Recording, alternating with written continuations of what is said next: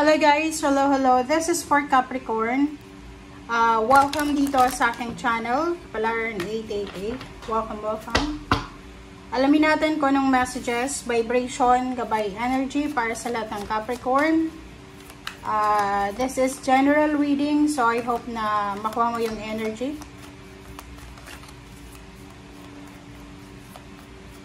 Okay, Capricorn. Tingnan natin Capricorn kung anong messages or energy and financial siya. So, this is for the remaining months of 2025.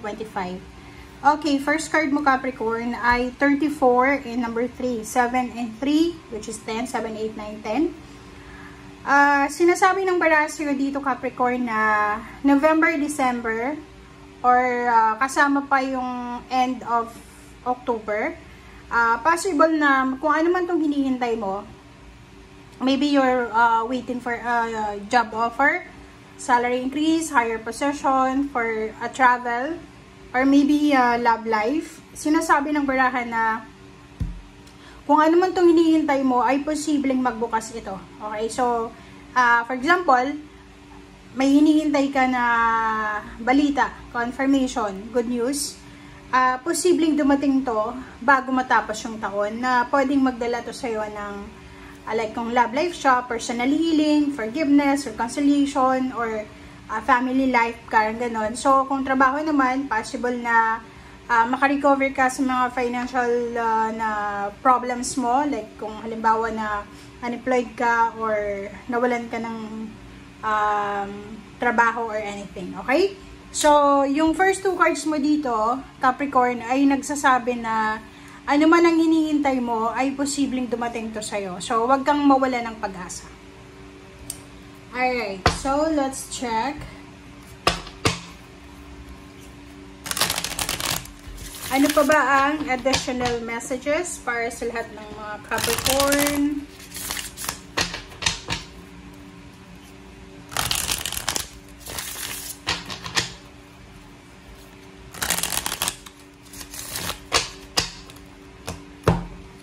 Alright.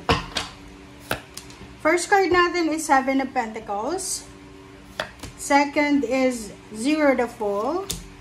6 of Pentacles. 9 of Pentacles. And then the Tower. Wow. So, kung makikita mo dito Capricorn, yung first 5 cards from your second deck ay nagsasabi sa'yo dito na if ever lang na you are experiencing a tower moment. Kasi lahat naman tayo dito sa mundo, lahat tayo merong mga pinagdadaanan, financial, emotional, even spiritual, emotional or psychological na problema. So, if ever lang na nasira yung foundation mo, like sobra-sobra yung motivation mo, sobra-sobra yung kagustuhan mo, pero hindi nangyari. Marami kang wini-wish na taliwas sa wishes mo yung mga nangyayari.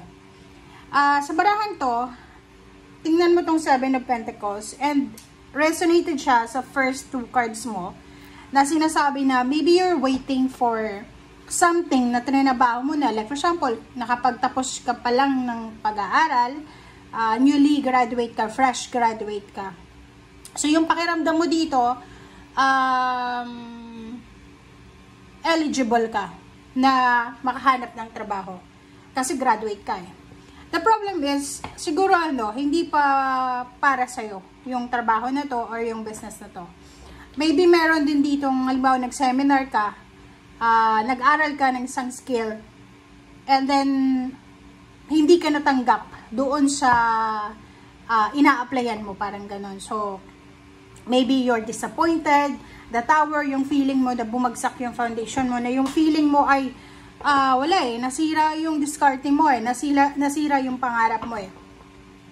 Relationship ganun din. Maybe na nasa long-term relationship ka, 9 years, 10 years together, 5 or 15 or yung ibang dekada na. And then hindi ikaw yung pinakasalan or hindi ikaw yung ipinakilala sa parents. Parang ganun. So, may mga instances dito na possible ka na makaramdam ng disappointments. But, kasi, pag naghihintay tayo talagang medyo anong tawag doon? Pag may hinihintay tayo, lalo na trabaho, love life, pera, talagang medyo nakaka-stress yun. So, dito sa barahan mo, sinasabi ng barahan na kung halimbawa na yung hinihintay mo na yan ay hindi siya dumating sa oras or sa panahon na ini-expect mo, huwag kang mawala ng pag-asa. Kasi yung iba, they think na pag hindi dumating yung hinihintay nila or yung gusto nila, parang feeling nila na sila na yung pinaka lowest na tao dito sa mundo. Diba? Parang ganun. Eh, sa barahan mo, sinasabi ng barahan na you have the opportunity. Kung hindi ka matanggap sa isang company, maraming companies. Kung hindi ka matanggap bilang isang OFW sa isang bansa, maraming bansa. Zero the full, sinasabi ng baraha. If ever lang na nawawalan ka ng pag-asa sa field or sa skills na meron ka, marami pa. Okay? And Six of Pentacles, sinasabi ng baraha sa'yo na kung may mga tao dyan sa paligid mo na relatives, friends na parang hindi ka binibigyan ng tulong, parang ganun.